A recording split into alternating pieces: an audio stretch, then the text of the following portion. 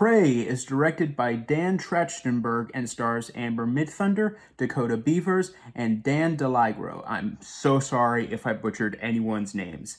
In the early 18th century, a predator lands in the mountains of America, and when a Comanche tribe falls in its sights, they must now fight to survive the alien's wrath. When it comes to the Predator franchise, I don't have the biggest nostalgia for it. I never grew up with the franchise, but I did watch a fair few of the movies. The first movie, I watched in bits and pieces, but to be honest, I've never seen the whole thing of it. Predator 2 and the remake are just completely foreign to me.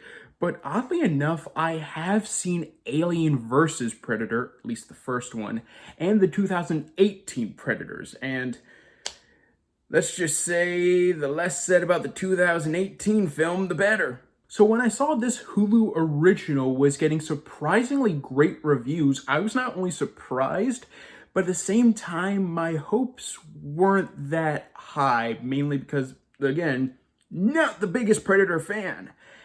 And honestly, I was surprised once again after watching it because this is really good. The best part about this movie is easily the Predator and every single factor that goes into that basically just broad stroke of praise. First of all, the design.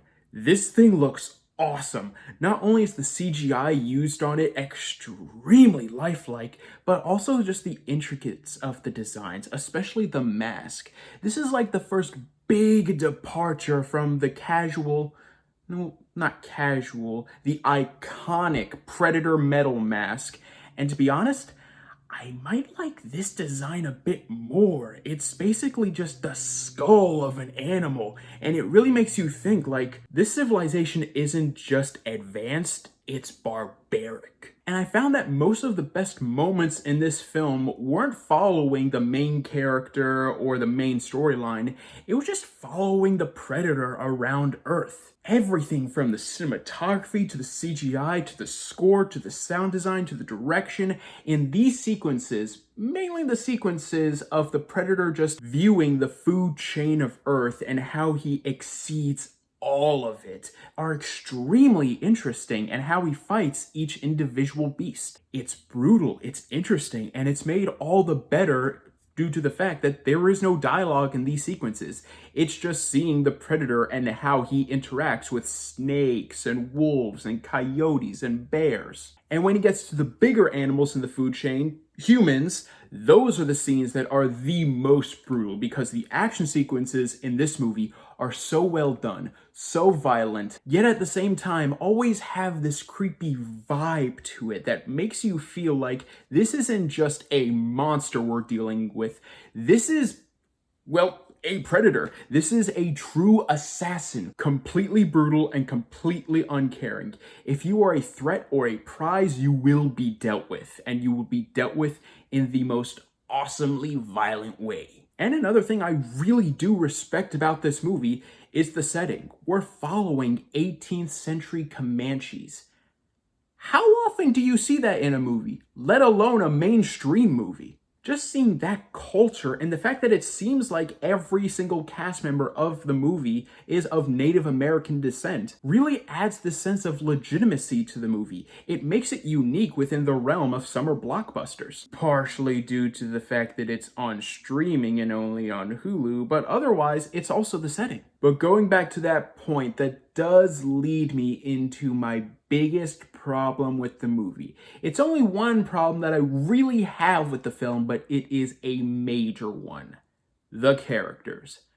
I do not care about any of them. I'm not looking for a great character piece. I know what I'm looking for in this movie. Is the Predator awesome? Yes, the Predator is awesome, but I would like the main characters to be at least somewhat memorable. In the first movie, you had an entire team of muscle-bound action icons in the film.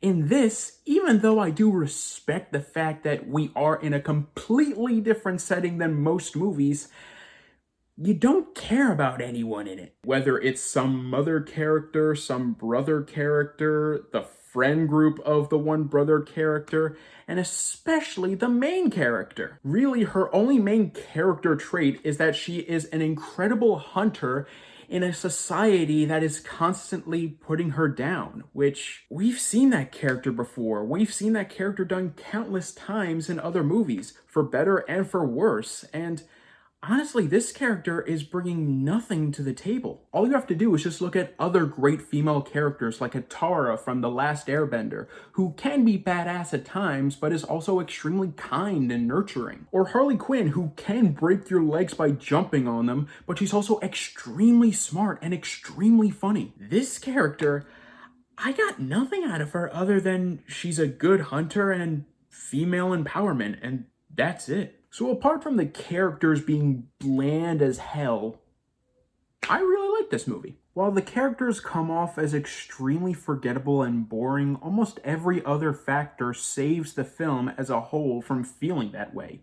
The Predator is intimidating, the visuals are well done, the action sequences are brutal, and the setting is interesting and unique. This is one of the few movies to come out recently where a sequel is not necessarily set up, but I would love to see a sequel. I'm going to give Prey an A-.